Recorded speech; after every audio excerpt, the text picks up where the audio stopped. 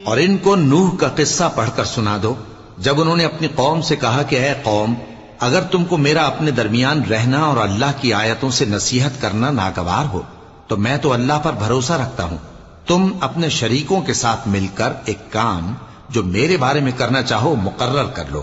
اور وہ تمہاری تمام جماعت کو معلوم ہو جائے اور کسی سے پوشیدہ نہ رہے، پھر وہ کام میرے خلاف کر گزرو اور مجھے مہلت نہ دو۔ اب اگر تم نے منہ پھیر لیا تو تم جانتے ہو کہ میں نے تم سے کچھ معاوضہ نہیں مانگا،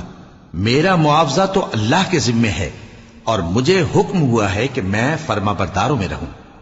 پھر ان لوگوں نے ان کی تکذیب کی تو ہم نے ان کو اور جو لوگ ان کے ساتھ کشتی میں سوار تھے سب کو طوفان سے بچا لیا اور انہیں زمین میں خلیفہ بنا دیا، اور جن لوگوں نے ہماری آیتوں کو جھٹلایا ان کو غرق کر دیا۔